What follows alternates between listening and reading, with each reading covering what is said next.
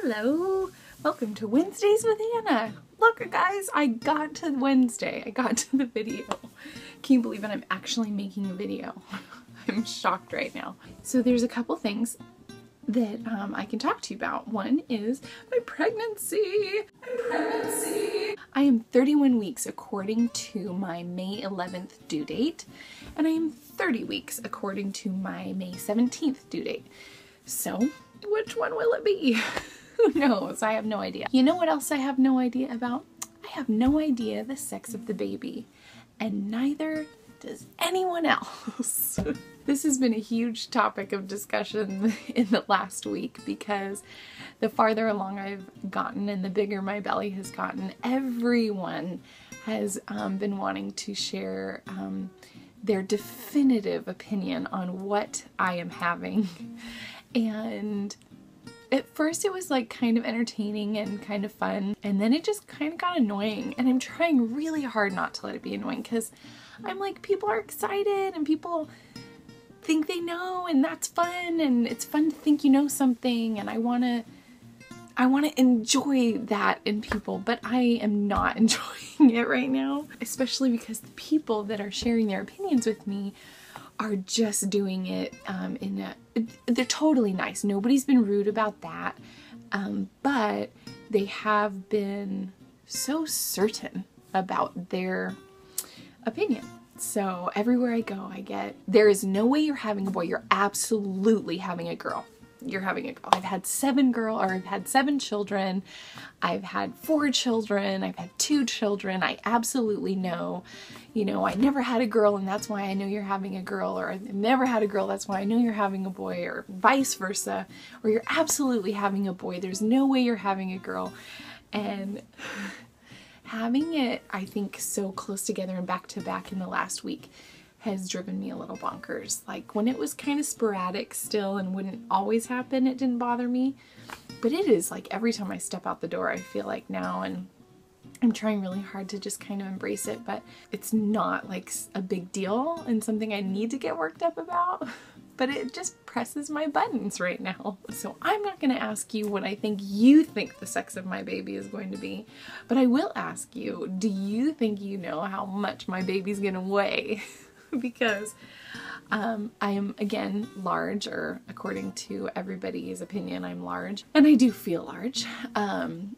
So I'll show you my belly and you can take a guess at how much you think the baby's gonna weigh, and we'll see who's right about that, because I think that would be funny. Or even my due date, when you think I will have the baby. Some people are guessing the end of April, which I'm like, no, if I was having a normal size baby, perhaps.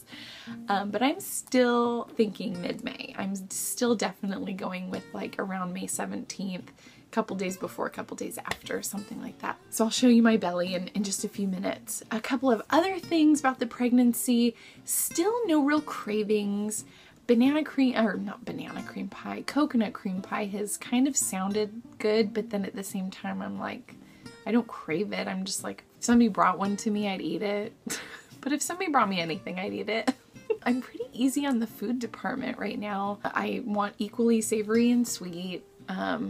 I do always love something sweet at the end of a meal, but I'm like that even when I'm not pregnant. So still no real cravings. Sleeping has been a pill. I am not sleeping. I have like just a touch of like mild insomnia. Like I don't even know if you can have mild insomnia, but I'm waking up a lot throughout the night.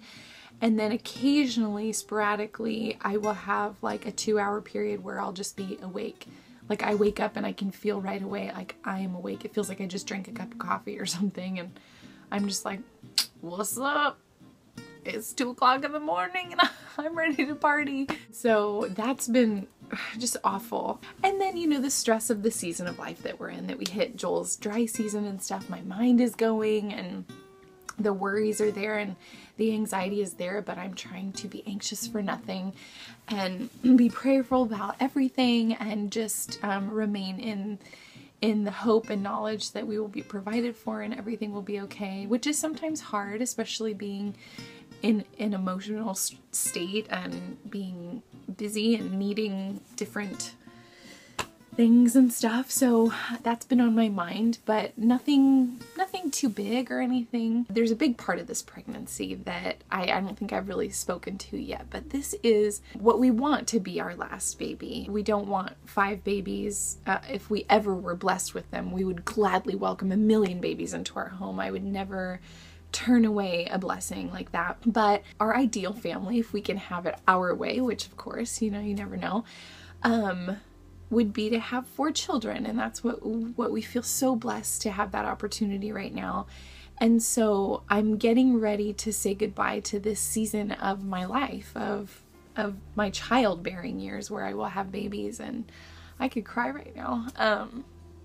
It's a weird feeling, and to process that in a really honest way, because I want to start processing it now instead of only realizing it and processing it once the baby is here and that season is over. I want to be really honest with the fact that I'm going to be sad to know that that part of my life is over.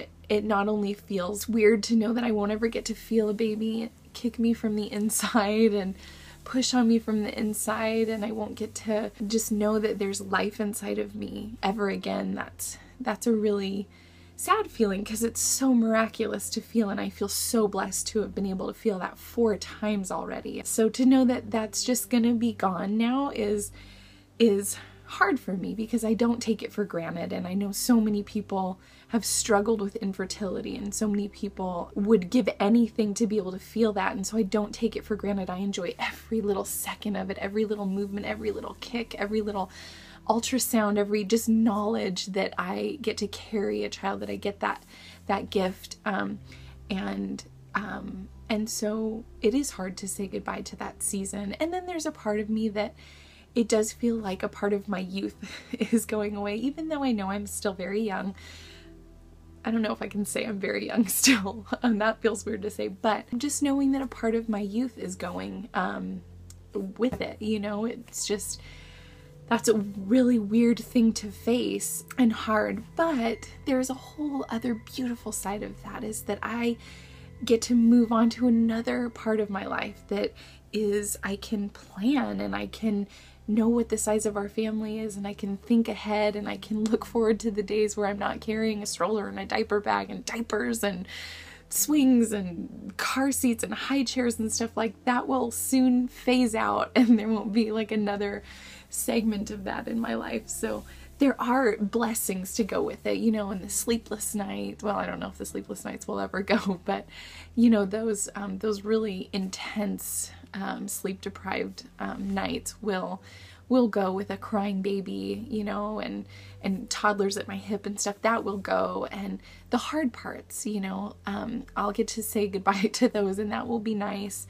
I'm sure I will miss them equally, though, and knowing who I am, I really do. Even when my kids are yelling at me or screaming or pulling my hair like tonight,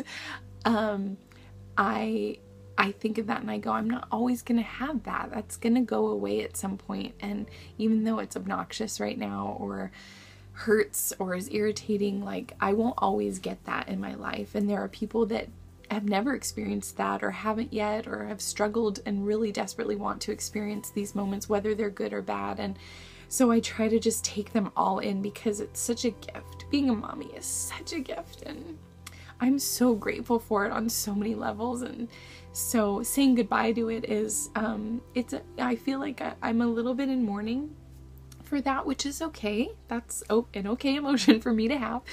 And I'm processing that, but I'm also really very much looking forward to meeting this baby and holding this baby and teaching this baby and loving this baby and learning from this baby and seeing the kids and Joel with this child. And there's so much good to look forward to. So there's also that amazing and beautiful aspect that I'm very much looking forward to. As far as our midwife situation goes, okay guys, so I know that people are confused sometimes when you don't have money or whatever, or you're struggling, and you know, why would you choose to do a home birth if you have to pay for it, or can't your insurance pay for it? Somebody gave us a good tip, we might look into that. So far we've just, you know, done the research that says our insurance will not cover it unless we were to switch to different things, and we don't even have that option right now.